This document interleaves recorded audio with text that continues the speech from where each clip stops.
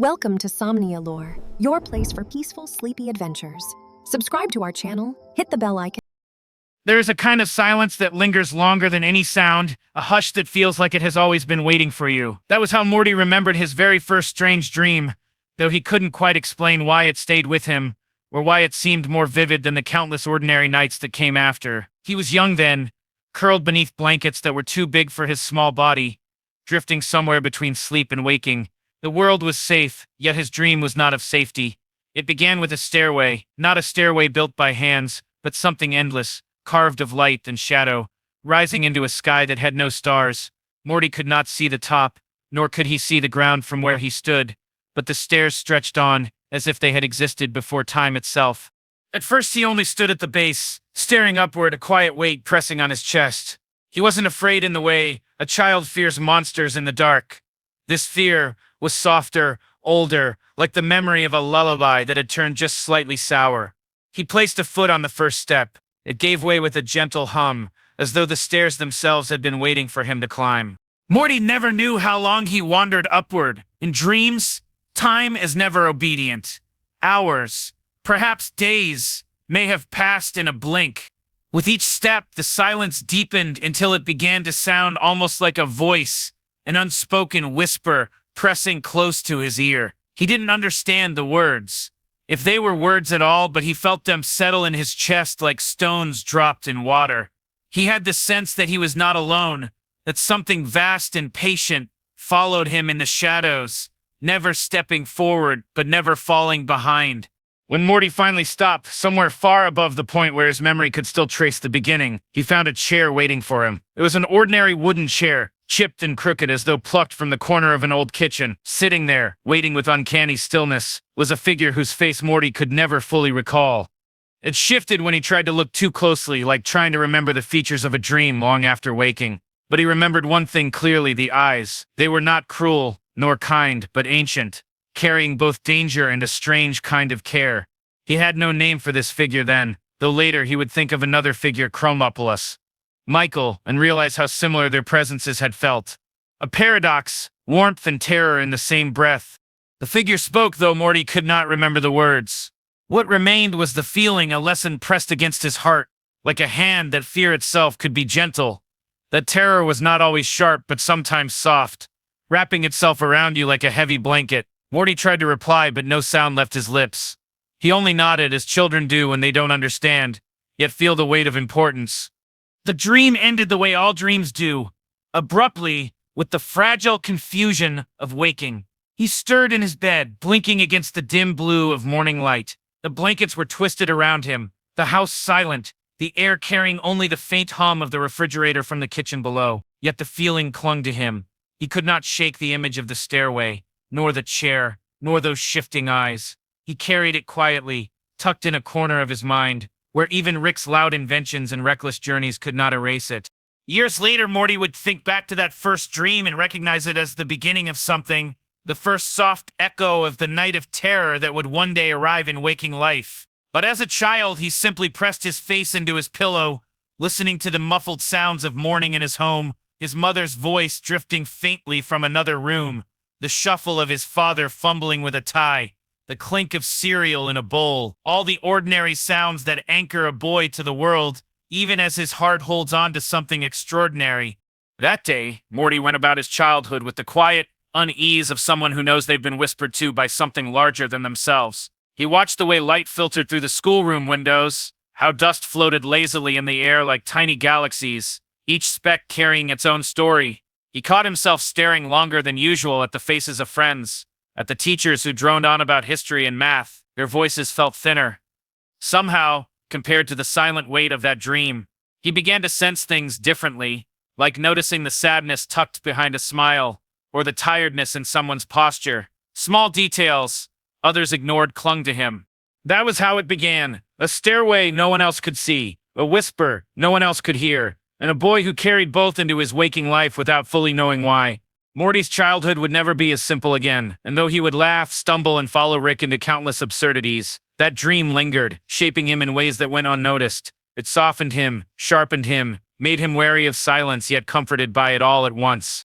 He would come to understand slowly that every strange encounter carried within it both terror and tenderness, and that the two were often inseparable. Long before he met Michael, long before that night of terror etched itself into memory, Morty had already been prepared not by battle, not by lessons in strength, but by a dream that taught him how to sit quietly with fear and let it rest beside him. And so, when he closed his eyes again that evening, the whisper returned, softer than before, almost like a lullaby. He didn't understand the words, but he didn't need to.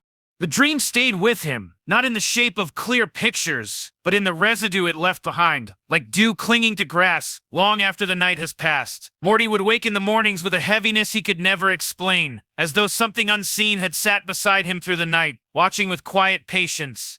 He learned not to speak of it. Children rarely know how to share the weight of things that are not meant to be understood. And Morty sensed even then that if he tried to describe the stairway and the chair, it would slip away, reduced to words that felt too small. So he held it in silence, letting it become part of him, like an invisible scar that only he could feel. At first it showed in little ways. While other kids raced down hallways shouting over each other, Morty often lingered, pausing to watch how sunlight spilled across the floor. He would catch the faint creak of a locker door opening, the shuffle of shoes, the sigh of a teacher who thought no one noticed. These small sounds and moments, barely visible to others, pressed against him like soft reminders of the dream's whisper, that everything spoke, even in silence. And though it made him different, he didn't resist it. He accepted it the way one accepts freckles on their skin, or the pattern of leaves that fall on a windy day. He began to spend evenings sitting by the window of his room, watching the night sky, not for shooting stars or patterns in constellations. He didn't have the patience for astronomy, but for the way the sky seemed to hold secrets it would never reveal. The same hush that had wrapped itself around him in the stairway was there too, stretched across the dark canopy of space. Sometimes he would whisper to it, barely audible, as though testing whether it whispered back. He didn't expect an answer. The act itself was enough. Rick noticed, though he never said so directly. Rick had his own ways of observing, gruff and distracted, yet sharper than anyone gave him credit for. Sometimes, when Morty thought himself alone, he would hear the quiet clink of Rick's tools in the garage, the mutter of words too tangled to follow. And then, as if by accident, Rick would pass by Morty's door and grunt something that wasn't quite advice but felt close enough. "Don't stare too long at the stars, Morty. They don't care back." Morty would shrug, pretending it meant nothing, but in the echo of that careless remark he felt strangely comforted. Even in dismissiveness there was recognition. Still, it wasn't Rick who shaped Morty's relationship with silence, but the silence itself. In bed, with the lights off and the hum of the house settling, he would listen to the way pipes sighed through the walls, to the distant bark of a neighborhood dog, to his own breathing, steady and fragile. These became his companions, invisible threads weaving him into the world, and through them, he began to understand something that would matter later, that even when people didn't speak, they were still saying everything. One evening, Morty caught sight of his mother in the kitchen, standing still after washing dishes. She leaned against the counter, staring at nothing. She wasn't crying, she wasn't frowning. She was simply still, and Morty, lingering in the hallway, felt the weight of it. He didn't always understand her words, but in that moment he understood her heart. He crept back to his room, leaving her undisturbed, but the image followed him into his sleep.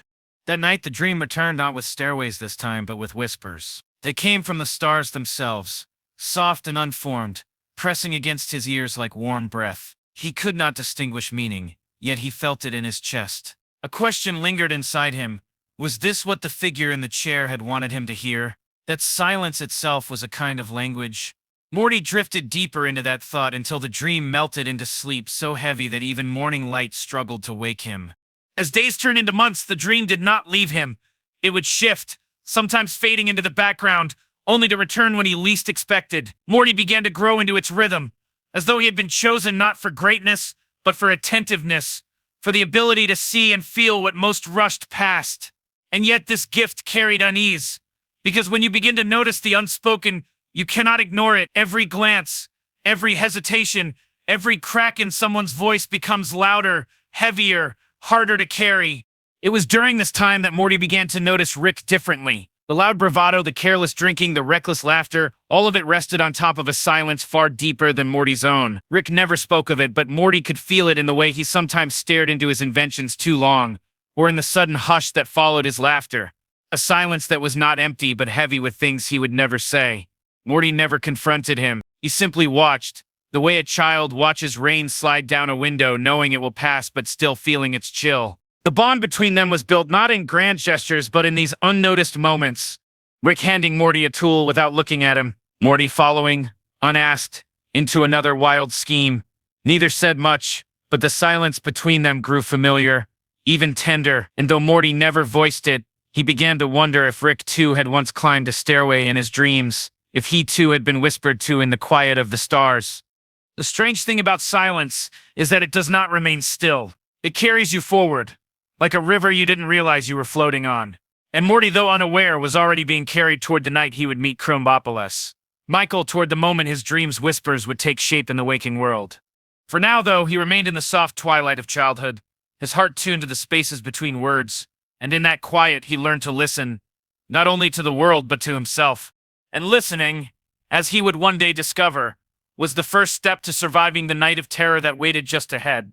Morty had grown used to carrying silence the way some people carry a pocket watch, always close, always ticking, even when they don't look at it. But silence can only prepare you so much before life decides to place something in front of you that breaks it apart. That day came quietly, without warning, the way most important moments slip into a life. Morty had followed Rick into another one of those places that blurred the line between ordinary and impossible. A marketplace hanging in the air like a floating island, its stalls cluttered with glowing objects, creatures that shimmered in and out of sight, and voices speaking in languages that felt more like music than speech. Morty trailed behind Rick, half distracted, half overwhelmed, when he felt that same hush from his dreams pressing against him in the middle of the noise. He turned and saw him, not in a dramatic entrance, not through violence or spectacle, but simply standing there as though he had always belonged to the scene. Krombopulos Michael.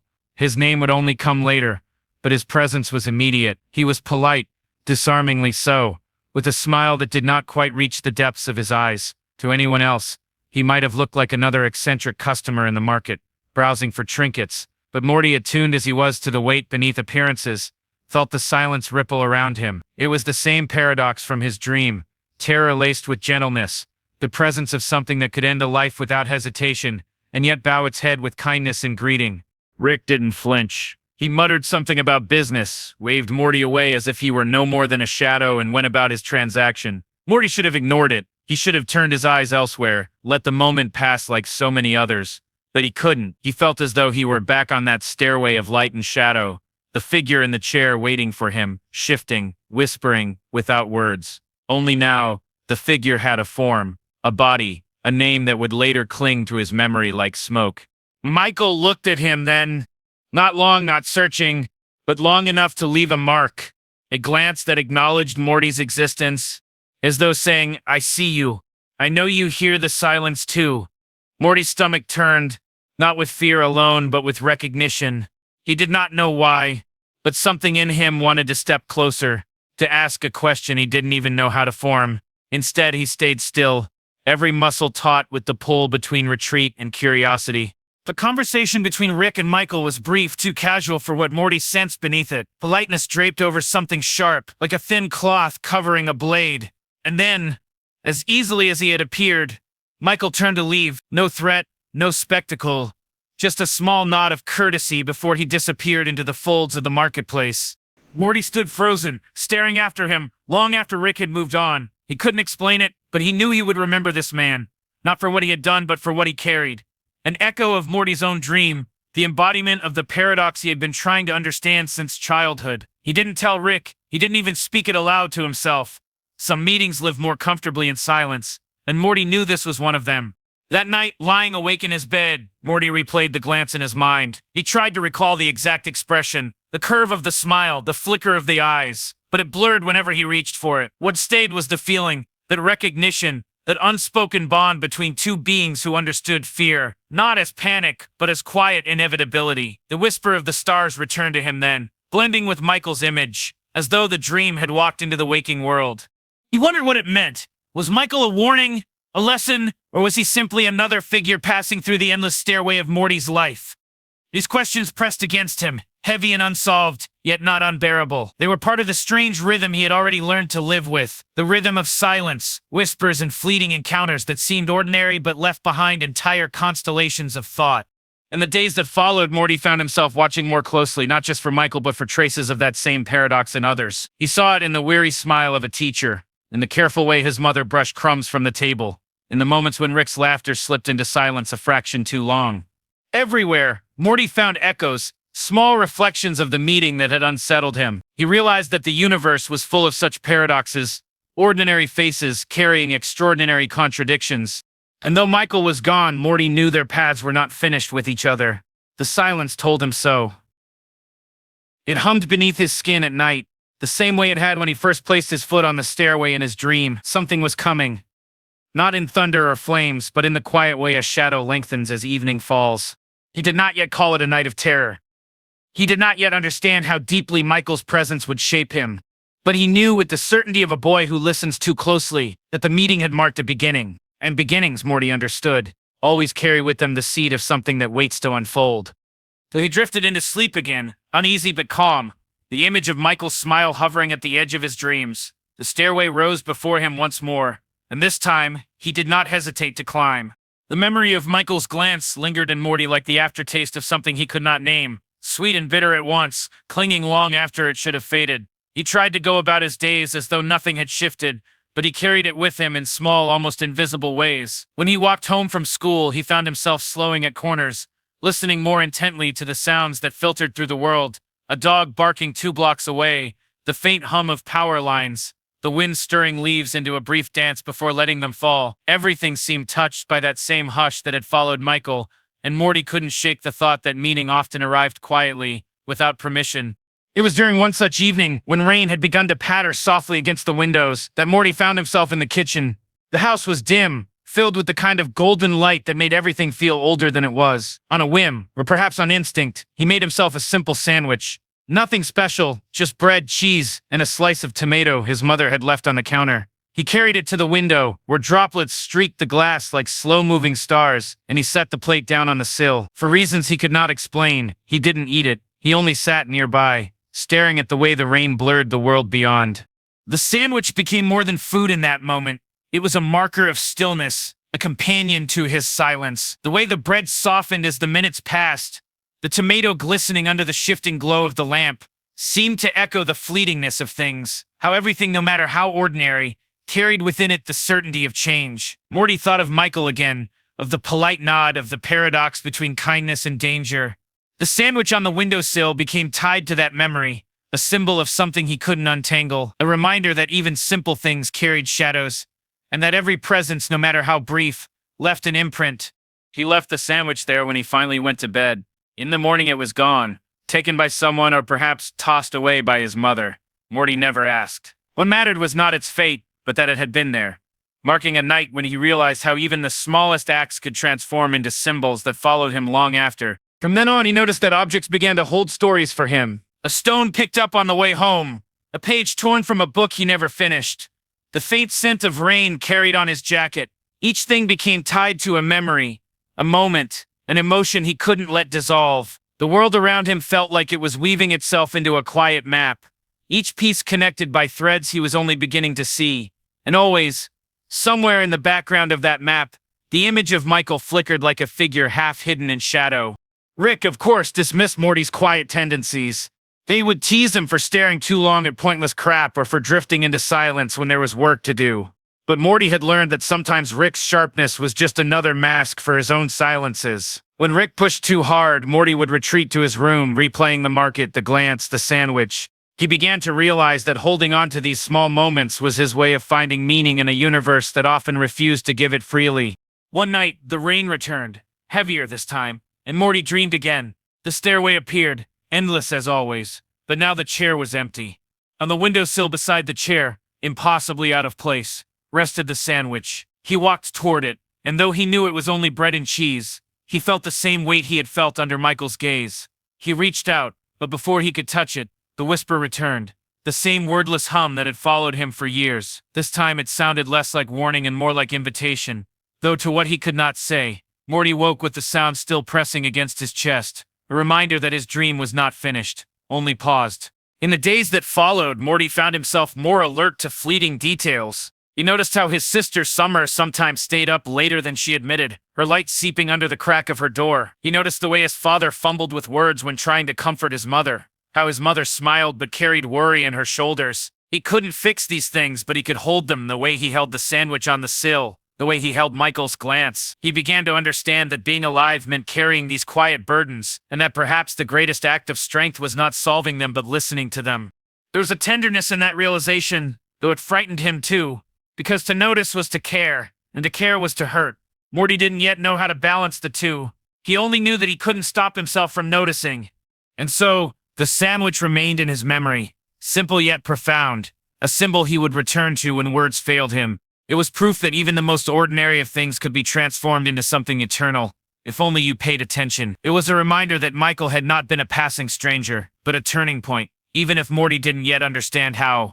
As he drifted into sleep again, the whisper grew softer, more patient, as though waiting for the next step. Morty didn't resist. He let it carry him, knowing the night was far from over. Morty awoke with the faint impression that the whisper had followed him into the daylight. It clung not to his ears, but to his chest, a vibration too soft to dismiss, yet too persistent to ignore. He rose from bed and lingered at the window, the morning sky pale and heavy, as though it too were caught in a pause between storm and silence. For a long while he simply stood there, staring at the outline of trees blurred by mist, his breath fogging the glass in short bursts. Somewhere inside him he felt the sense of being watched, not by eyes that threatened, but by a presence that waited.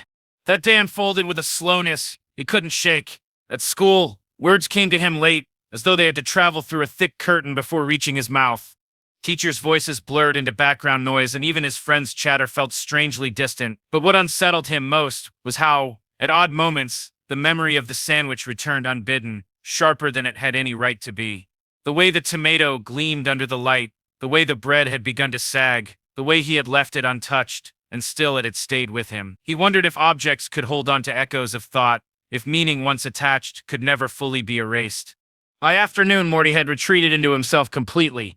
Rick noticed, though he pretended not to at first. Only later, while tinkering with the device, Morty couldn't identify. Did he mutter without looking up, "You're carrying something you don't know how to set down. That'll eat you alive faster than any alien parasite."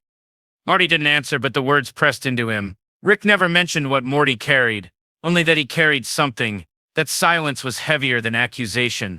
That night the dream returned, but this time the corridor was longer, stretching into distances Morty had never seen before. The stairway was gone, replaced by doors that lined the passage.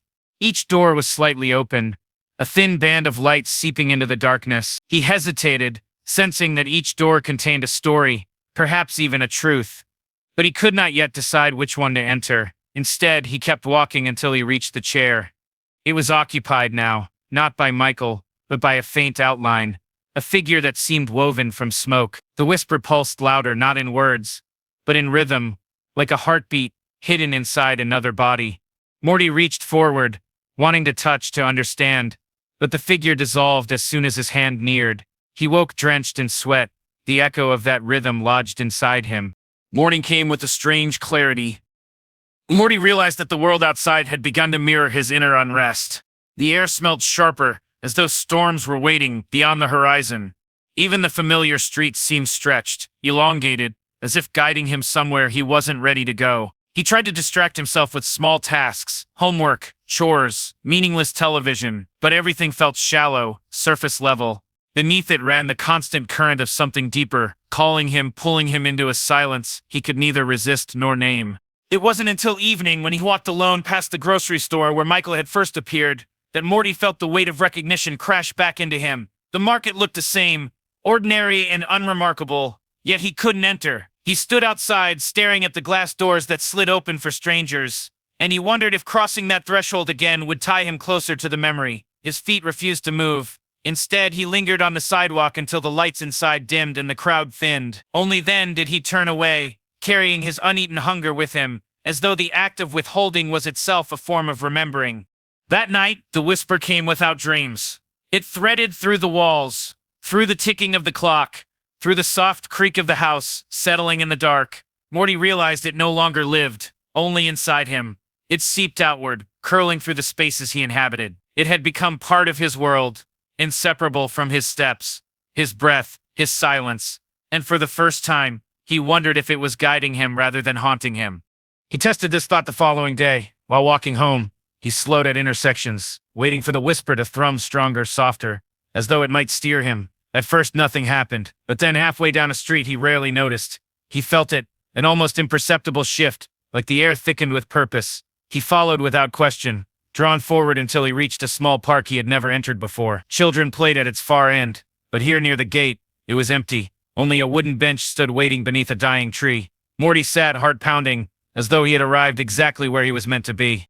The bench was worn, its wood splintering, but Morty traced the grooves with his fingers as though they were inscriptions. He didn't know what he was searching for, only that he had to wait. Minutes passed, maybe hours. Time slipped strangely in that place. And then in the corner of his vision, movement flickered.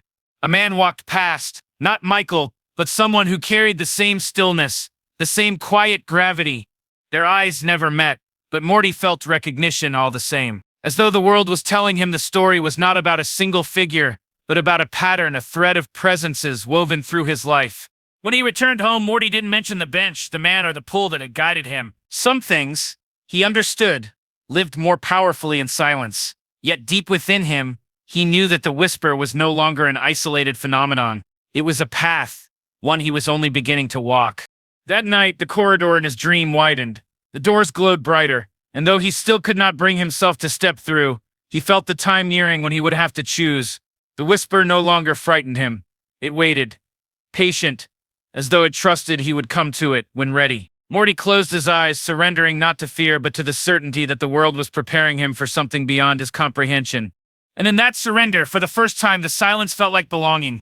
The whisper did not arrive suddenly that night. It gathered like mist coiling around the edges of Morty's thoughts, until his dream shaped itself into the long corridor once more. This time, he didn't hesitate as much. He felt the doors waiting, their faint light breathing in and out, like living things suspended in stillness. Each glow carried a different hue, pale amber, soft blue, muted green, yet all seemed connected, as though strands of the same hidden melody. Morty's steps echoed quietly on the endless floor, and with each step came the deep certainty that he was being invited, not forced.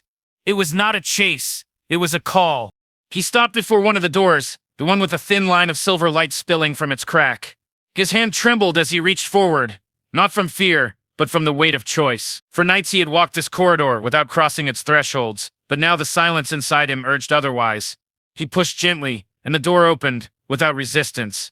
What lay beyond was not a room, but a sky. A wide, endless sky painted in twilight colors, stars barely waking at the horizon. Morty stepped through and felt the ground dissolve beneath his feet, leaving him suspended in air, though not falling. He was held by what? He couldn't tell, but he floated with an ease that felt ancient and safe. In this sky, faint shapes drifted like constellations unformed. At first he thought they were clouds, but as they drew closer he recognized them as memories. Each one shimmered with fragments of his own life, replaying with tender clarity. There was his younger self, running through the backyard barefoot, laughter tangled with sunlight. There was the sandwich, untouched on the counter, glowing as though more than bread and tomato could contain. And then there was Michael, not standing, not watching, but simply smiling in a moment Morty couldn't remember living. The sight tightened Morty's chest, not with fear, but with longing. These images did not accuse him. They reminded him. The whisper was clearer here, weaving into words that almost, but not fully formed. Morty closed his eyes and listened, letting the sound carry him. It was less a voice than a feeling, a sense of being recognized. The sky did not demand he understand. It only asked him to rest, to let the fragments pass through him like soft wind. And for the first time in many nights, Morty felt no urgency to wake. But morning always arrives, even in dreams. Slowly the sky faded, the silver light retreating until he stood again in his own room, dawn brushing pale across the curtains. Morty opened his eyes with the lingering sensation of being held, the ordinary sounds of morning, the hum of the refrigerator, the faint rustle of someone moving in another room felt layered with something deeper, like echoes still reverberating from the dream. As the days followed, Morty noticed subtle changes. He no longer feared silence. He leaned into it, letting it expand around him. When others spoke, he listened more deeply, not just to their words, but to the pauses between them, the unspoken currents beneath. Once, when his sister rambled about something trivial, he caught a sadness tucked inside her laughter, and though she didn't admit it, Morty placed a hand lightly on her arm. She said nothing, but she didn't pull away either. That moment stayed with him. The whisper, though quieter during the day, never left. Sometimes it nudged him down unfamiliar streets. Other times it lingered as a hum in his chest when he looked at strangers' faces. He began to notice the patterns of things, the way light always fell a certain way on the cracked pavement, how certain people passed him at the same hour each day. These details, once invisible, now shimmered with significance. It was as if the world itself was aligning into a story that only revealed itself when he paid attention.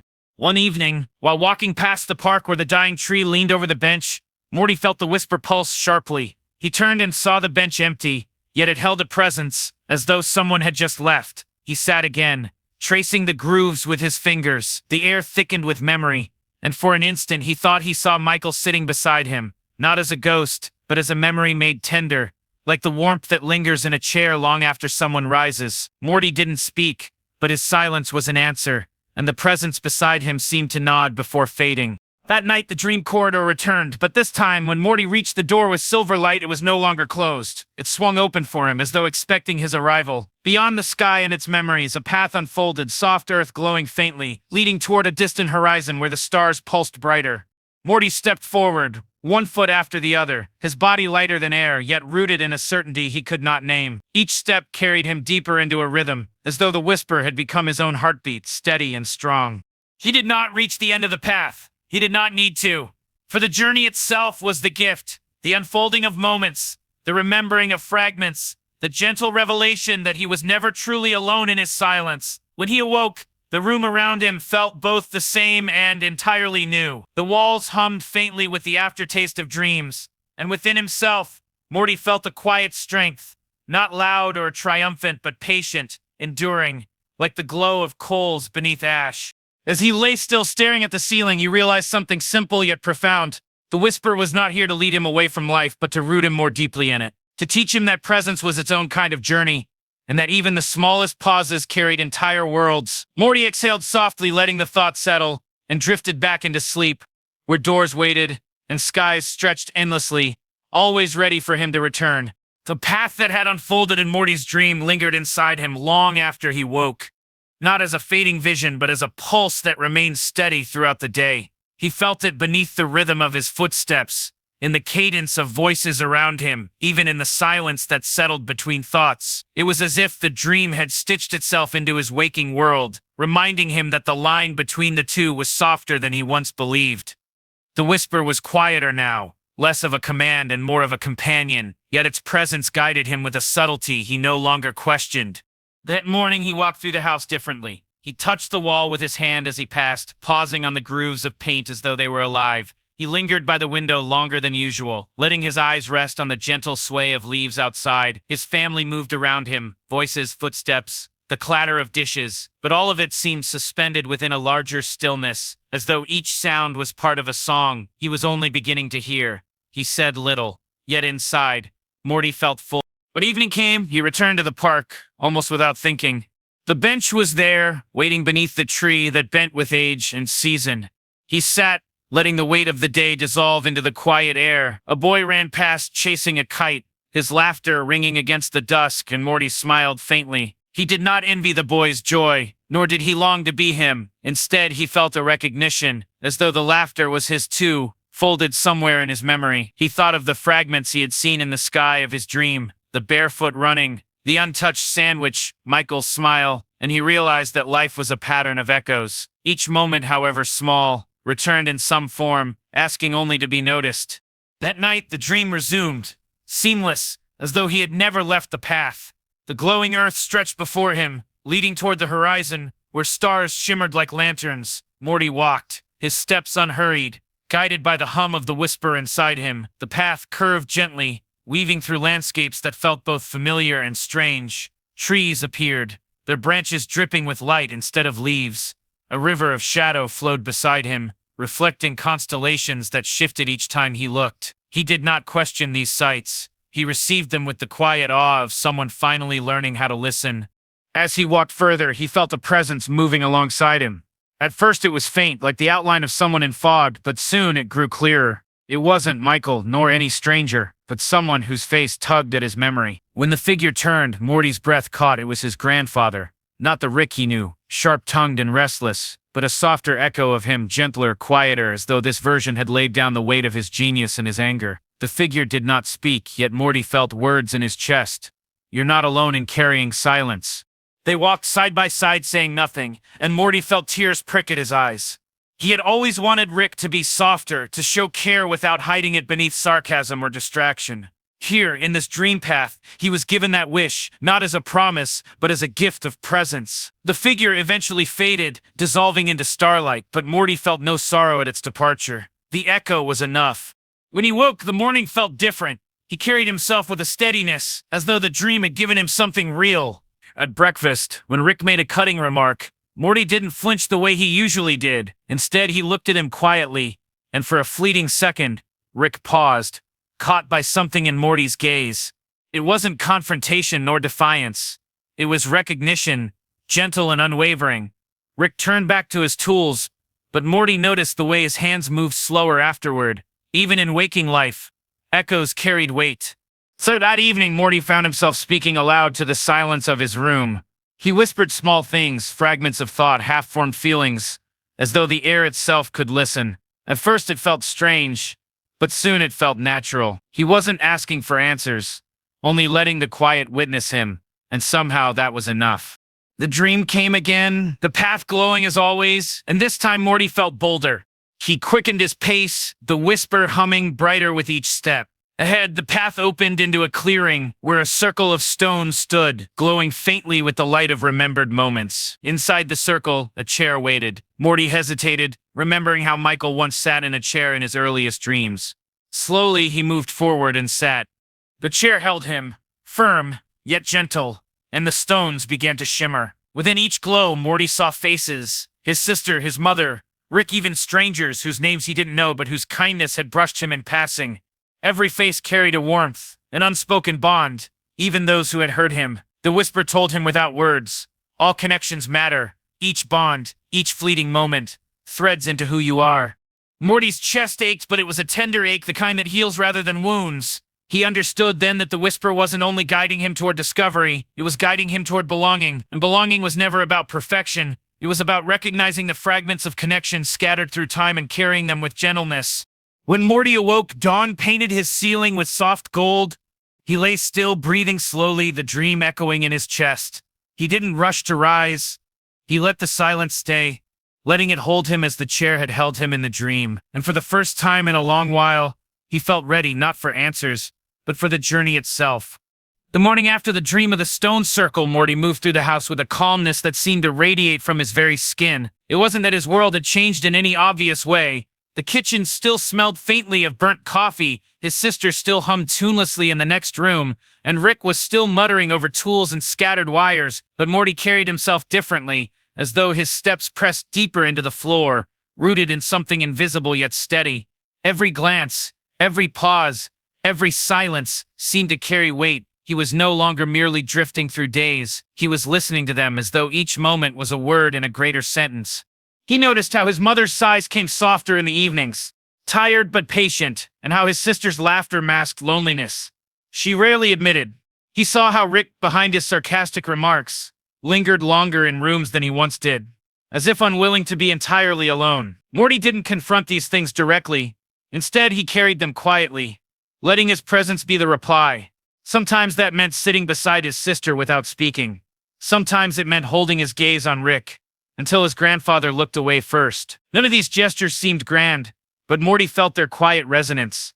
They were the beginnings of belonging, threads weaving silently into the fabric of his days. At school, too, he found himself different. Where before he rushed past people, eyes down, now he noticed details. The way a classmate's notebook brimmed with drawings. The way another lingered behind as if waiting to be asked something. The faint sadness that flickered in a teacher's smile. Morty didn't have answers for any of it, yet he recognized it, and in recognizing, he felt part of a shared mystery. For the first time, he wasn't trying to escape the silence of the world. He was stepping into it, shaping it with his attention. That night when the dream path appeared again, it felt brighter, more welcoming, as if responding to his growth. The stones still glowed in their circle, but now the chair was gone, replaced by a gentle stream flowing through the clearing. Morty knelt beside it, touching the water. The surface rippled not with reflections of his own face, but with images of others. His mother, his sister, Rick, fragments of moments that hadn't yet happened. His sister, leaning on his shoulder in quiet trust. His mother's hand, resting on his eyes, softened with gratitude. Even Rick, Not laughing, not mocking, but sharing a silence with him, unbroken and real. Morty's chest swelled at the sight, not with certainty, but with hope. The whisper hummed faintly above the water, its rhythm slow and steady, like a lullaby only the heart could hear. It seemed to say, "These moments are waiting, but they are not promised. They depend on your presence." Morty let the message sink in. Belonging was not something given. It was something chosen, again and again in small gestures and patient silences, in the way one opened their heart without needing reward. When he awoke, Morty felt a deeper patience settle into him. The day stretched like any other, ordinary and unremarkable on the surface. But beneath, every moment carried possibility. At lunch, when his sister complained about something trivial, Morty didn't dismiss her. He looked at her carefully, his silence saying more than any advice. She stopped mid-sentence, glanced at him, and for a brief moment softened. That look, fleeting, unspoken, was enough. It was proof that the path of his dream wasn't separate from waking life. It was entwined with it. Later, Rick asked Morty to fetch something from the garage, his tone sharp and careless as always. Morty obeyed, but when he handed over the tool, he didn't rush away. He lingered, his eyes meeting Rick's steady and calm. Rick frowned, unsettled, as though Morty had said something he couldn't argue with. "What?" Rick muttered, defensive. Morty only shook his head softly, his silence carrying the weight of everything he didn't need to explain. Rick turned back to his work, grumbling, but his movements slowed, less frantic, as though Morty's gaze had shifted something he wouldn't admit. That night, Morty returned to the path again. The stream still flowed, but now the stones around it pulsed brighter, casting long arcs of light. He walked beyond them into a meadow that stretched endlessly. In the distance, he saw two figures waiting. One was Michael, faint but clear, his eyes no longer heavy with shadow. The other was a child version of Morty himself, small and wide-eyed, clutching nothing but curiosity. The sight startled him, yet it felt inevitable. The child looked up at him with wonder, not fear. Morty knelt, meeting the gaze of his younger self, and in that silence, he felt the bridge between who he had been and who he was becoming. He realized the whisper wasn't only guiding him toward the future, it was also guiding him back to the parts of himself he had abandoned. The fragments of innocence, curiosity, and tenderness he once thought too fragile for the world. The whisper wove them back into him gently, reminding him that growth wasn't about discarding the past, but carrying it with new strength. Michael only watched, his presence calm like a sentinel of memory. Morty didn't speak, but he felt gratitude bloom within him for the strange beginnings, for the whispers that had unsettled him, for the quiet path that was still unfolding. The child Morty reached out, and when their hands touched, the meadow dissolved into starlight. Morty woke with tears on his cheeks, not of sorrow but of release. The morning air was soft, golden with sunrise, and as he lay there, he whispered into the stillness, "I'm listening." The words weren't directed to anyone in particular, yet they seemed to settle into the world itself, as though the air, the walls, the silence had been waiting for them. And in that moment, Morty understood that his journey was not toward an ending, but toward a deeper way of being present in every fragment of his life. Each silence, each whisper, each connection, threads of a tapestry he was only just beginning to see. The morning light lingered on the edges of Morty's window, spilling across his room in a pale gold that seemed gentler than usual, as if the world itself was aware of his whispered promise from the night before. He sat up slowly, still feeling the fading warmth of the dream where his younger self had placed a hand in his. The memory clung to him like dew, fragile yet luminous, and he carried it into his breathing, into the quiet rhythm of his heart. It wasn't just a dream, he knew that now. It was a thread, delicate but unbreakable, weaving his past and present together. As he moved through the morning, the world seemed more porous, more alive. The clatter of dishes in the kitchen, the dull hum of Rick's machines in the garage, even the faint tap of his sister's pencil in the other room, all of it carried a strange harmony. He no longer felt like a passenger in these moments. Instead, he sensed himself as part of a deeper pulse, a rhythm that stretched beyond walls and clocks, something whispering just beneath the surface of ordinary life. At breakfast, his mother's tired eyes brushed over him, expecting the usual silence. But when Morty looked back, he didn't avert his gaze. He let the quiet stretch between them until she blinked, surprised. Her lips parted as though to speak, but no words came. She only reached for her cup, slower than before, her movements careful, as though acknowledging something had shifted. Morty said nothing, but the silence between them carried a new weight, gentle yet undeniable. Later that day, Morty found himself outside, drawn to the old tree at the edge of the yard. Its branches bent under the weight of the season, heavy with leaves that rustled in a soft wind. He leaned against its trunk, closing his eyes. and for a moment he felt the child from his dream beside him, breathing in rhythm with his own. The whisper wasn't loud here. It was barely perceptible, but it was steady, like the low hum of the earth itself. It reminded him that listening didn't always mean searching outward. Sometimes it meant listening inward, to the places within himself that had grown quiet. That evening, Rick appeared, carrying a device Morty couldn't name. He set it down with a thud, muttering about repairs and wasted time. Normally, Morty would have stepped back, let the words wash over him, but instead he stayed, rooted in the stillness he carried. Rick noticed and frowned, his voice sharp. "What are you staring at, Morty? You think you know something I don't?" His tone was defensive, brittle, as if Morty's silence was a challenge he couldn't parse. Morty didn't flinch. He only shook his head once, calm, and Rick's scowl deepened. For a moment, the old man seemed ready to explode, but then he hesitated, his mouth tightening before he turned away. The silence Morty held had unsettled him, not through defiance, but through a steadiness Rick couldn't unravel. That night the dream returned, seamless as breathing. The meadow unfolded again, starlit and vast, but now the younger Morty wasn't waiting. Instead, he was running ahead toward a distant glow. Morty followed, his steps steady, until he reached the source, a stone archway draped in light, pulsing as though alive. Beyond it lay shadows shifting like waves, vast and unknowable. Michael stood near the arch, his expression unreadable. He didn't beckon, didn't speak, only watched. The child turned to Morty, his small hand reaching out once more. This time, Morty hesitated. The archway wasn't inviting, it was daunting, its glow hiding depths that felt both endless and dangerous. Yet the whisper rose again, stronger now, urging him forward. It wasn't a command but a reminder. Growth is not found in safety, but in crossing thresholds. Morty's hand trembled, but he reached for the child's fingers, and together they stepped through the arch. At once the light dissolved, and Morty found himself standing in a place that was neither meadow nor stream. It was a corridor, endless and dim, lined with doors on either side. Each door hummed faintly as though alive, and behind them he sensed fragments of possibility. Some pulsed with warmth, others with cold, but all of them beckoned. The child let go of his hand and vanished, leaving Morty alone. Michael's figure lingered at the edge of the corridor, silent, a witness but not a guide. Morty knew the choice was his. The whisper threaded through the air, steady and low, reminding him that each door was not fate, but a choice of presence. Which silences would he honor? Which connections would he nurture? Which paths would he walk, knowing they shaped not just his world, but the worlds of those around him? His hand hovered over one of the doors, its surface warm beneath his palm. When he pushed it open, he saw not a grand vision, but a simple room. His family sat together at a table, eating quietly. There was no laughter, no spectacle, only the quiet act of sharing. Yet Morty felt the pull of it, the promise that even in ordinary moments belonging could be forged, if he chose to stay, to listen, to carry the silence with intention. The corridor shimmered, the doors fading and the archway closed behind him. Morty stood alone in the darkness, but the whisper lingered, not outside him now, but within, braided into his own heartbeat. When he woke, the night had barely passed, the house still heavy with sleep. Morty lay in bed, staring at the ceiling, and realized he was no longer afraid of the silence. It was no longer a void to escape, but a place to rest, to breathe, to listen. The child in him was not gone. He had been carried forward.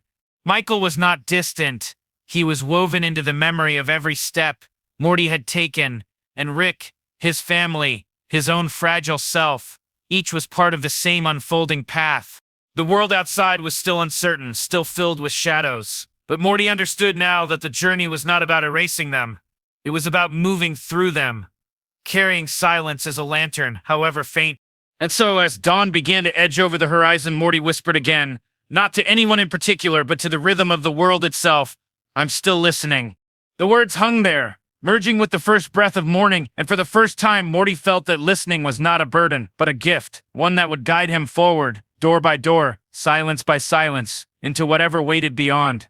The dawn stretched slowly across the sky, its pale light spilling into Morty's room like a hesitant breath. He lay awake, staring at the ceiling, the memory of the corridor still burning in his mind, the endless line of doors, the quiet hum behind them, and the faint glow of choice that pulsed at his fingertips. It wasn't just a dream, it had carved itself into him, leaving behind a weight he could no longer ignore. The silence inside him wasn't empty anymore. It was alive, carrying with it a sense of direction, though the path ahead was still cloaked in uncertainty. When Morty rose and stepped into the kitchen, he found his mother already at the table, her eyes heavy from another restless night. She looked up briefly, expecting the same hollow routine, but Morty surprised her. He pulled out a chair and sat beside her, without hesitation. The scrape of wood against tile was small, but in the quiet house it seemed to echo. She glanced at him, faintly startled. Though she said nothing, Morty didn't force words either. He only sat there, sharing the silence with her.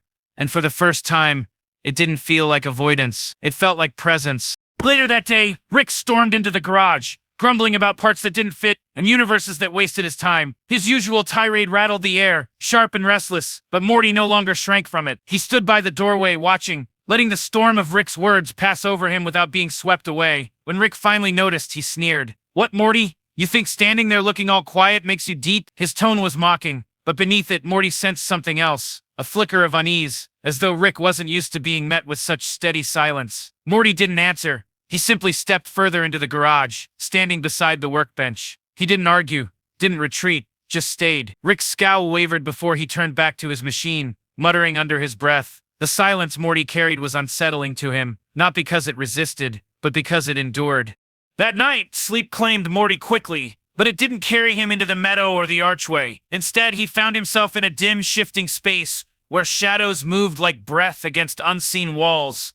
At first, he thought he was alone, until a faint glow flickered in the distance. He followed it, his steps echoing softly, until the corridor unfolded once again, its doors humming with quiet promise. But this time, something had changed. The doors no longer waited in stillness. They pulsed brighter, as though urging him to act, their hum louder, vibrating in his chest.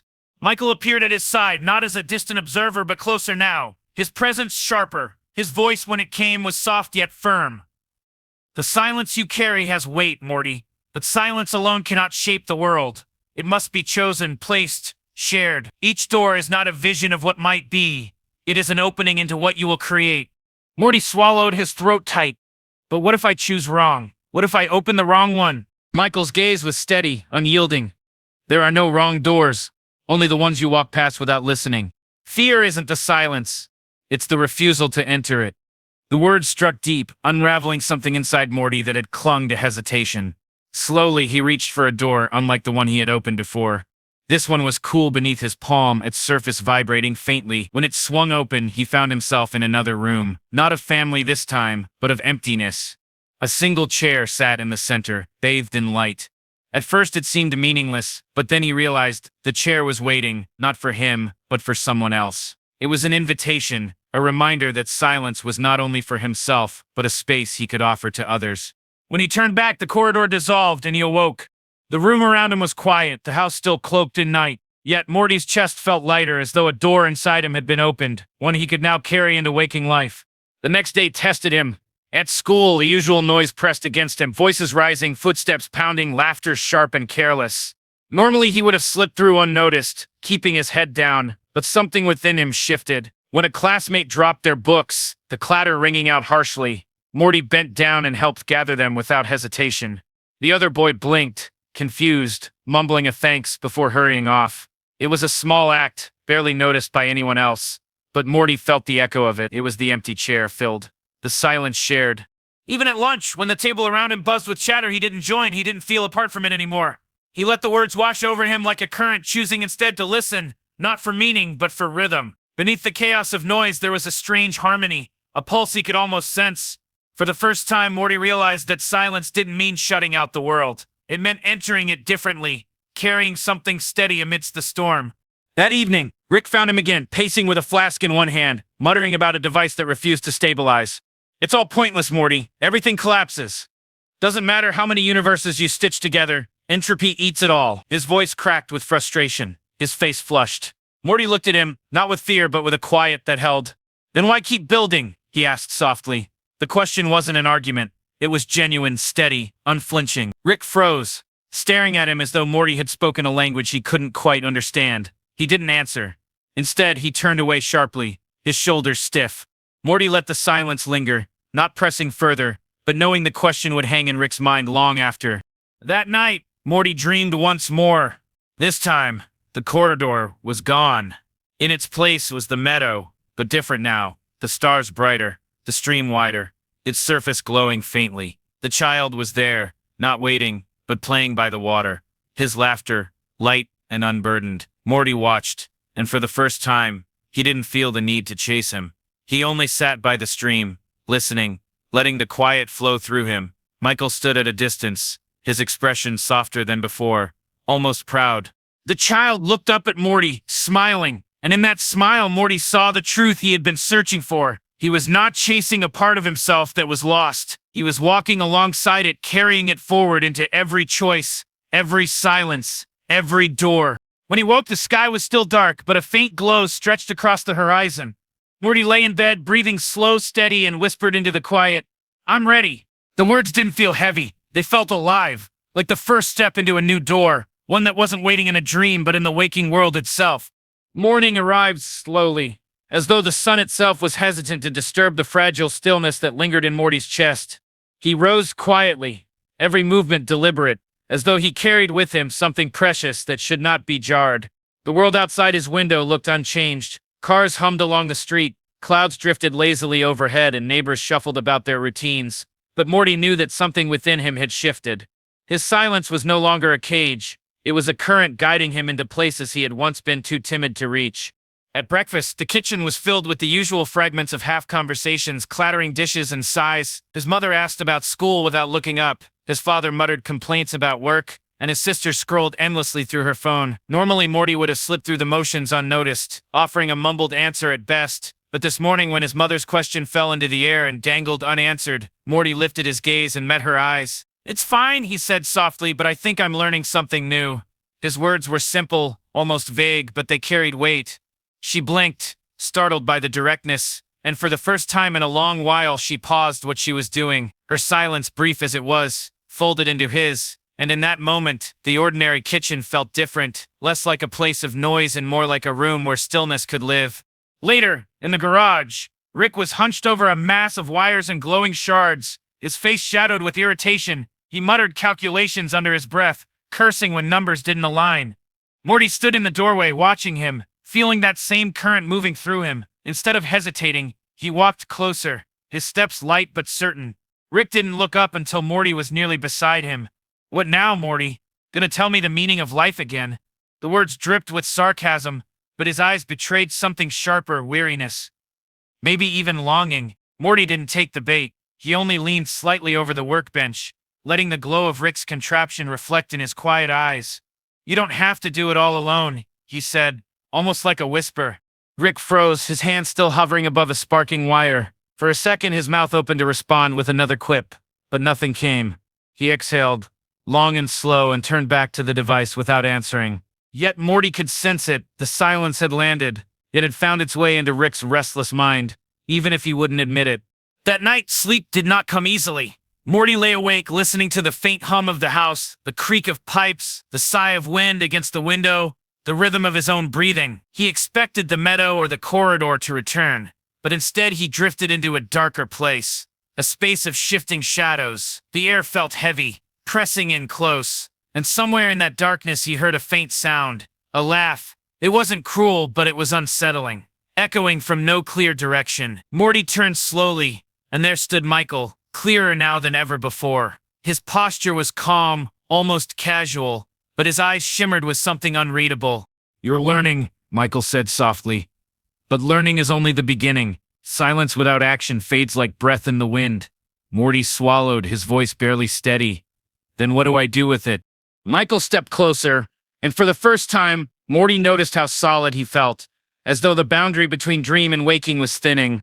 "You listen not just to yourself, but to the world, to Rick, to your family, to the strangers who pass you by. And when the moment comes, you give them your silence as a gift. You hold space for them, even when they cannot hold it for themselves." Morty's chest tightened, both with fear and with recognition. He thought of the empty chair he had seen in the corridor, waiting for someone else. He thought of the way Rick had faltered earlier, when faced with Morty's quiet presence. He thought of his mother's startled pause at breakfast. The silence wasn't his alone. It was meant to be shared. The shadows around them shifted, forming doorways without frames, openings that led into vast spaces. Morty couldn't fully see. Michael extended a hand, not to guide, but to steady. Each doorway is not about what you choose to take. It is about what you're willing to give. Remember that. Before Morty could respond, the dream dissolved. He woke suddenly, his heart steady, but his mind alive with echoes of Michael's words. The darkness of his room no longer felt empty. It felt full, as though unseen doors stood just beyond the edges of his vision, waiting for him to notice them in waking life. The next day, Morty carried this awareness with him. At school, he noticed things he had ignored before. The way a teacher's voice trembled ever so slightly, as though weighed down by unspoken exhaustion. The way a classmate stared blankly at the floor, long after laughter had faded. The way the janitor hummed softly to himself in the quiet corners of the hall. None of it was loud. None of it demanded attention. But Morty felt it all, and though he didn't speak much, his silence leaned toward them like an open chair, like a quiet invitation. When the final bell rang, Morty walked home slowly, the streets washed in the golden hush of late afternoon. Rick's car was already parked outside the house, the garage lights spilling into the driveway. Morty lingered there for a moment, staring at the glow, feeling the weight of choice pressing gently against him. Then with a quiet breath, he stepped inside. Rick was there as expected, but he wasn't working. He was sitting on the edge of the workbench, staring into a half-empty flask, his expression unreadable. The air was thick, almost fragile. Morty didn't speak. He simply sat down on a nearby stool, his presence calm, his silence steady. Rick shifted uncomfortably, muttering something under his breath, but Morty didn't move. Minutes passed, long unbroken minutes, until Rick finally sighed. You really don't give up, do you? His voice was low, almost weary. Morty shook his head gently. Not on you. The words fell between them like a soft stone into still water, rippling outward. Rick stared at him for a long while, eyes narrowed, lips twitching as if to form a reply, but none came. Instead, he tipped back the flask and drank, his shoulders tense, his silence unsteady against Morty's calm. And yet, even in that, Morty knew something had shifted. The door had cracked open. That night, when sleep finally came, Morty dreamed again of the meadow. The stream was brighter, the stars nearer, the child laughing freely on the grass. Michael stood nearby, his expression less shadowed now, his presence warmer. Morty joined the child, not chasing this time, but sitting beside him, letting the laughter fill the night air. He didn't need to hold it. He only needed to be there. And as the dream faded, Morty carried with him the certainty that silence was not the absence of sound. It was the space where others could finally be heard. The morning after the meadow dream unfolded with a softness Morty could feel in his bones. The air outside carried a faint chill, the kind that hinted at seasons beginning to turn, and every sound in the neighborhood seemed wrapped in a delicate hush. Morty walked slower than usual on his way to school, not from reluctance but from a strange reverence for the world around him. The scrape of a rake on pavement, the flutter of wings overhead, even the gentle hum of passing cars, all of it settled into him like pieces of a song he hadn't realized he'd been listening to. Inside the school halls, the noise pressed as it always did, but it no longer felt overwhelming. Instead, Morty noticed the small silences hidden within it. The pause before a teacher spoke, the nervous laugh of a student trying to hide unease, the way two friends glanced at each other without words. These quiet spaces seemed to open just enough for him to step into them, not to speak, but to be present. In one class, a girl sitting across from him dropped her pencil. It rolled to the floor and stopped near his foot. Without hesitation, Morty bent down, picked it up, and placed it gently on her desk. She looked at him, surprised by the simplicity of the gesture, and for a fleeting moment their eyes met. There was no need for words. She smiled faintly, and Morty returned to his notebook, the silence between them alive with something unspoken yet understood. At lunch, instead of sitting at the edge of the cafeteria lost in the noise, Morty sat quietly at a table where no one else had chosen to be. His silence was not avoidance. It was invitation. Gradually, others began to drift toward the empty seats. A boy with his tray half full sat across from him, eating in silence. Then another joined, then a third. None of them spoke much, but they didn't need to. Morty's presence had created a space where quiet was welcome, where nobody had to perform to be included. He watched them, felt their small relief, and understood more clearly than ever what Michael had meant about giving silence as a gift. After school, Morty didn't rush home. He lingered near the park, where the late sun cast long golden beams across the grass. Children played, their laughter ringing out, while parents stood nearby exchanging small talk. Morty sat on a bench, breathing in the scene. He noticed a man standing alone beneath a tree, his hands in his pockets, his eyes heavy as though carrying weight unseen by others. Without knowing why, Morty felt drawn to him. He walked closer, not intrusively, just enough to share the space. He didn't say a word, only stood there, letting the silence stretch between them like a bridge. The man looked at him eventually, startled at first, then softened. His lips twitched into something almost like gratitude, though he said nothing. Morty nodded faintly, a gesture of acknowledgement, and then walked on. It was a moment that no one else would remember, but Morty carried it with him, knowing it mattered, even if only in a quiet way. By the time he reached home, the sky was darkening into twilight. The garage light was on again, spilling across the driveway. Morty hesitated, then pushed the door open. Rick was inside, surrounded by tools and glowing fragments of machinery. His face was lined with exhaustion, though he masked it with irritation. "Back again, huh, Morty? Thought you'd had your fill of watching me screw things up." Morty stepped closer, calm. "I'm not here to watch you screw up," he said softly.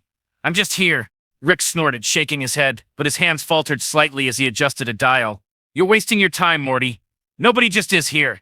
Everyone wants something."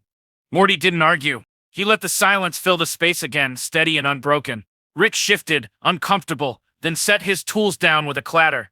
For a long time, he said nothing, staring at the floor, as though Morty's quiet presence was louder than any words. Finally, Rick muttered, "You remind me of something I forgot a long time ago." His voice cracked faintly at the edges. Before Morty could respond, Rick turned back to his work, the walls of sarcasm rising once again. But Morty didn't push. He had heard enough to know the silence was working. That night, sleep came gently. Morty drifted back into the dream, where the meadow stretched wider than before, its grass whispering in the breeze. The child was there again, but this time he wasn't laughing. He was building, stacking stones near the water, arranging them into careful shapes. Morty knelt beside him, watching, then began stacking his own stones. The two of them worked together in silence, their movements unhurried, their creations imperfect but steady.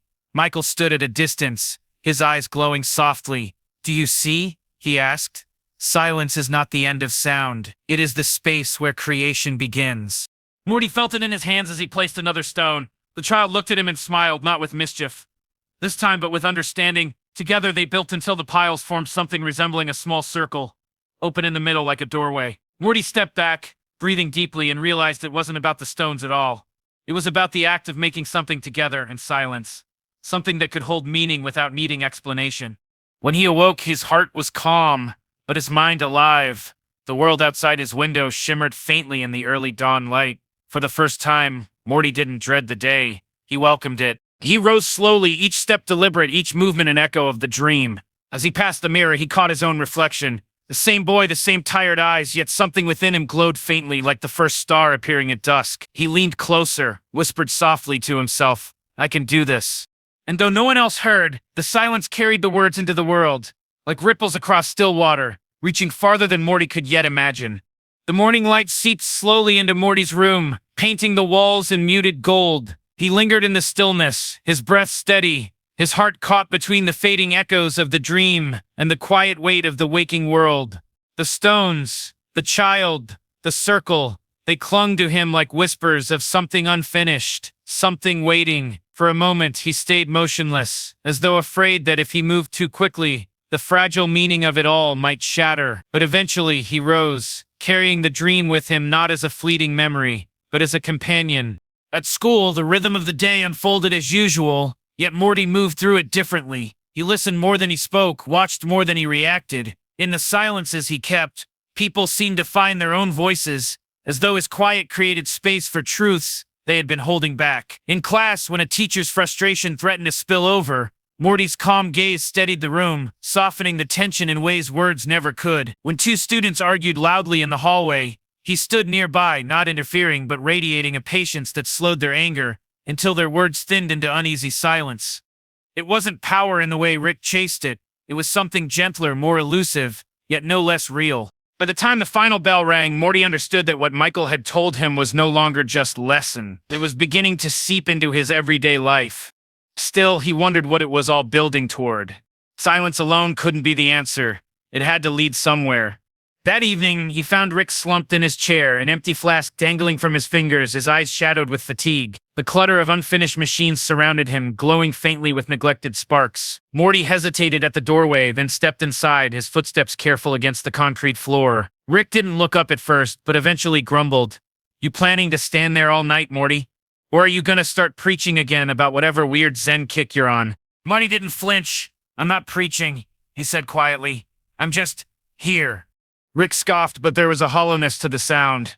He set the flask down harder than he meant to, his hand trembling slightly. Being here doesn't fix anything, he muttered. Machines break. People screw up. Silence doesn't change that. Morty moved closer, standing beside the workbench. He didn't argue, didn't try to prove Rick wrong. Instead, he let the silence grow. Not oppressive, but steady. A weight Rick couldn't ignore. Rick's jaw tightened. For a moment, it looked like he might lash out, but instead he sighed and rubbed his eyes. You think you're teaching me something, Morty? You're just a kid. You don't know the things I've seen. Morty's voice was low, calm, but firm. Maybe I don't need to know. Maybe I just need to stay. Rick finally turned, his eyes bloodshot but softened by something Morty hadn't seen before. Uncertainty. The silence between them deepened, carrying an honesty Rick's words never could. For the briefest second, the walls around him cracked and Morty glimpsed the pain Rick always buried beneath invention and defiance. It wasn't a revelation spoken aloud, but Morty felt it settle in the air. Undeniable. Later that night, Morty wandered to the park again. The grass was cooled beneath his shoes, the wind brushing his face with gentle fingers. He sat on the same bench as before, and without knowing why, he waited. The minutes stretched into an hour, but Morty didn't leave. His silence was patient, like a beacon no one could see. And then, as though drawn by something invisible, people began to pass by. A woman walking her dog, a father chasing after his child, a pair of friends talking softly. None of them stopped, but each glanced at Morty as they passed, their eyes catching on him as though sensing a presence they couldn't name. One boy, younger than Morty, paused. He carried a notebook clutched to his chest, his posture tense as though weighed down by thoughts unspoken. He lingered near the bench, glancing at Morty without speaking. Morty shifted slightly, creating space beside him. The boy sat down, silent. For several minutes, neither said a word. The boy eventually opened his notebook and scribbled something, his breathing steadying as he wrote. When he closed it, he looked at Morty, eyes lighter than before, and whispered, "Thanks." Then he left, leaving Morty alone once more. Morty leaned back, exhaling slowly. He was beginning to understand. Silence wasn't just a personal refuge. It was something others could share, something that could ripple outward without force or command. Each moment like this felt like the stones in the dream pieces being set in place, forming a shape that wasn't yet clear. That night the dream returned. The meadow shimmered brighter than ever, the circle of stones still standing, where he and the child had built them. But this time, the child wasn't alone. A few figures, vague at first, then clearer, stood near the circle, their faces unfamiliar yet kind. They didn't speak, but their presence was enough. The child beckoned Morty closer, pointing at the circle. It pulsed faintly with light, as though waiting to be stepped into. Michael appeared again, his voice gentle but charged with meaning. The silence you carry is not yours alone, Morty. It is a path. Each moment you give it, each person you share it with, places another stone in the circle. Soon, it will open. Morty stared at the glowing circle, his chest tightening with both fear and anticipation. Open to what? He asked. Michael's expression was unreadable, his glowing eyes steady. To the truth you are meant to face, but the circle must be complete. Keep building. Keep walking in silence. The time will come. The dream dissolved before Morty could ask more, leaving him awake in the dark, heart pounding. He lay there for a long time, staring at the ceiling, the weight of Michael's words pressing on him. The silence wasn't an end. It was a beginning, a doorway waiting for him to step through. And though he didn't know where it would lead, Morty knew he was ready to keep building, stone by stone, moment by moment, till the circle revealed what lay beyond. The night after the dream of the circle left Morty restless. His thoughts tangled like threads pulled from a cloth but never tied together. He felt the weight of Michael's words press on him, even in the simplest moments of the following day. At breakfast, as his family bickered in their usual way, Beth sighing, Summer rolling her eyes, Jerry fumbling with toast, Morty sat quietly listening, feeling as though every word carried echoes that stretched further than the kitchen walls. He wanted to tell them about the circle, about Michael, about the way silence had begun to bend his world. But something inside him whispered to wait. The truth, whatever it was, wasn't ready to be spoken aloud.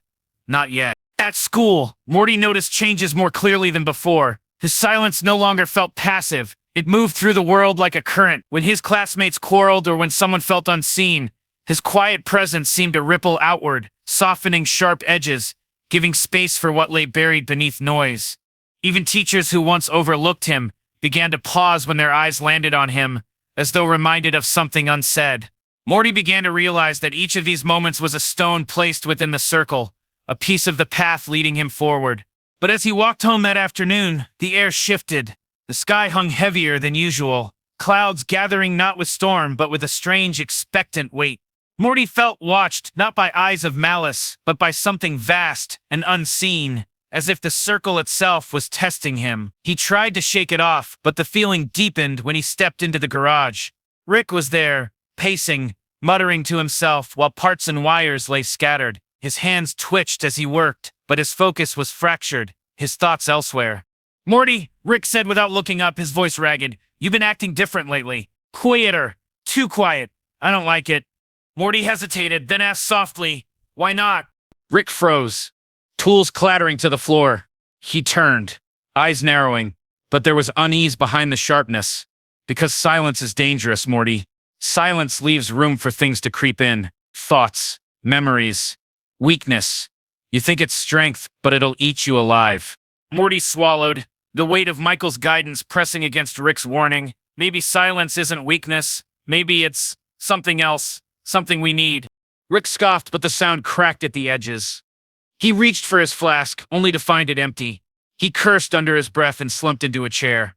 "You sound like you know something I don't, Morty. That's not how this works. I'm supposed to know. I'm supposed to protect you from things you don't understand." Morty's voice was steady, though his heart raced. "Maybe I'm supposed to protect you this time."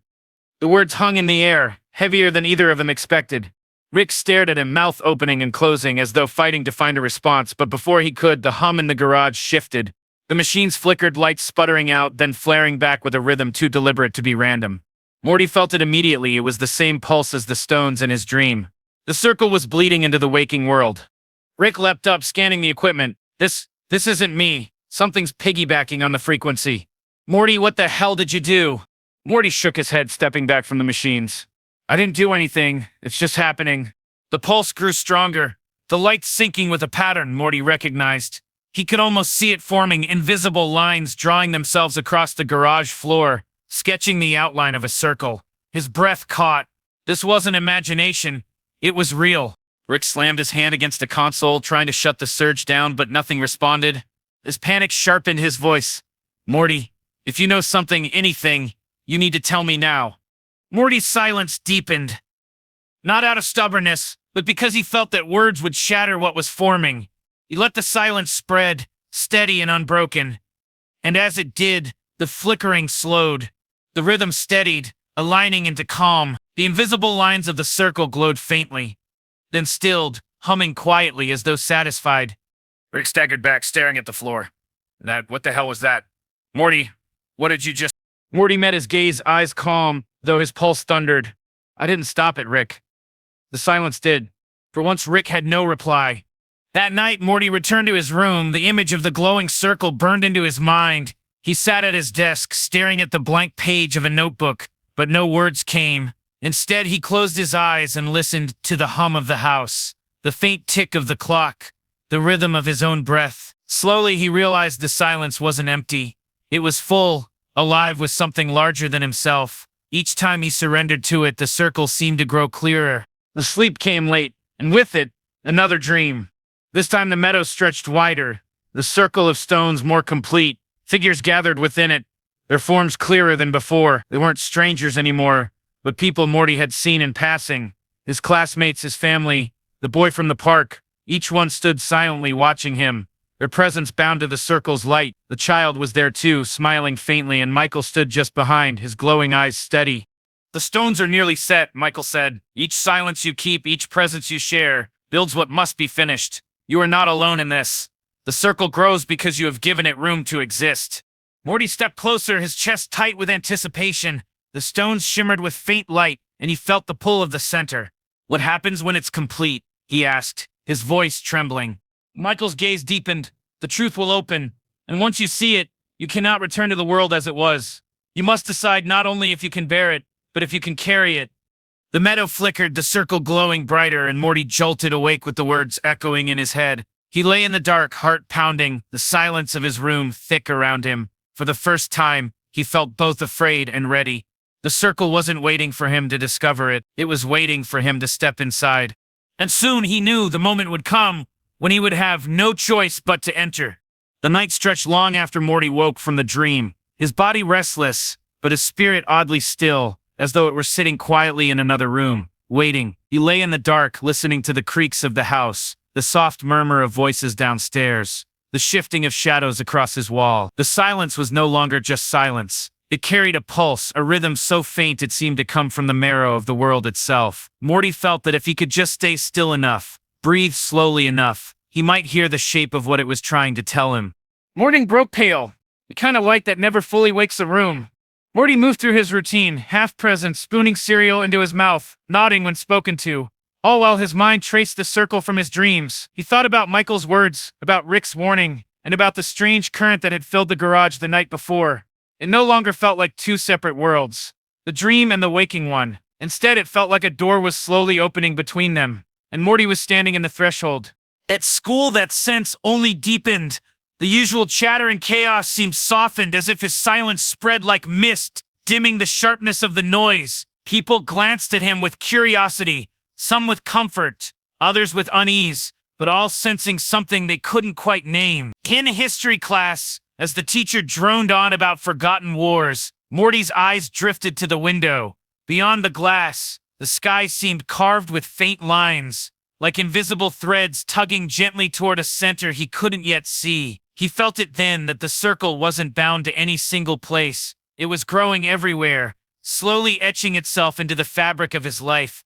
That afternoon, as Morty walked home, the air felt heavier, almost expectant. A hush had fallen over the neighborhood, the kind that usually came before storms. Yet the clouds above were still. He slowed his steps, listening. The silence pressed close, full and living, until he could hear the faintest echo of the rhythm again.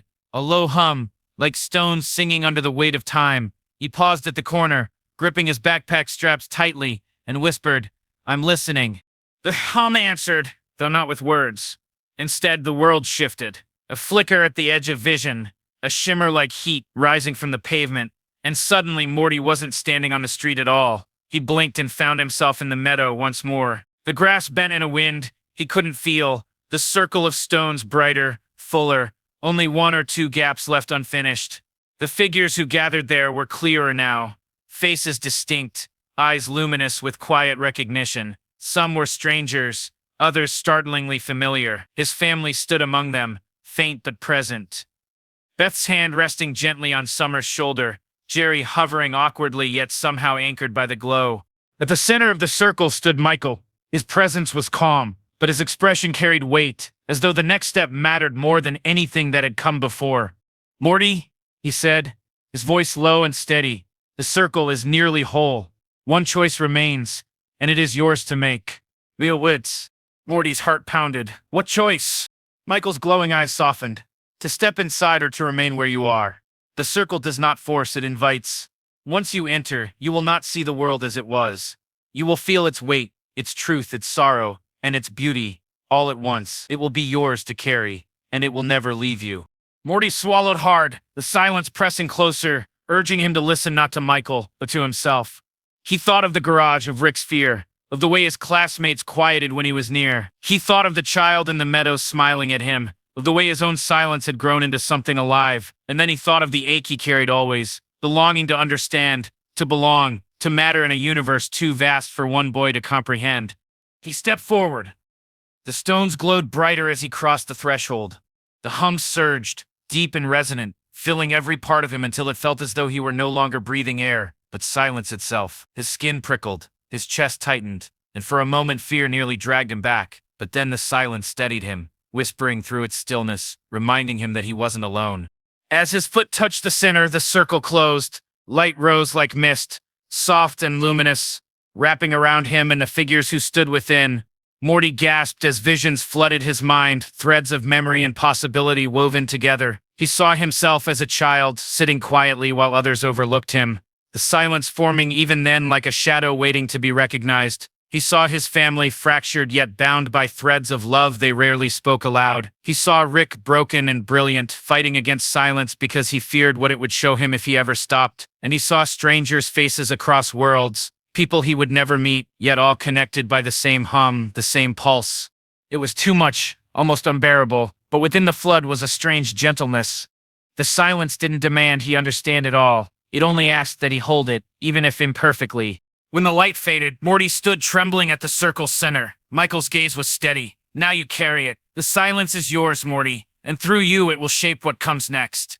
Morty tried to speak, but no words came. His throat tightened, his chest full, and all he could do was nod. The meadow shimmered, the vision fading. When Morty opened his eyes, he was back on the street corner. The world unchanged, yet entirely different. The cars still passed, children still played in distant yards. But everything hummed with a quiet Morty could hear more clearly than ever. He adjusted his backpack, breathing deeply, his steps slow as he walked toward home. Each sound he passed, the flutter of wings, the laughter of kids, the rustle of leaves, was framed by silence, wrapped in it like a soft hand. And for the first time, Morty didn't feel like a boy lost in noise. He felt like someone who had finally found the space to listen.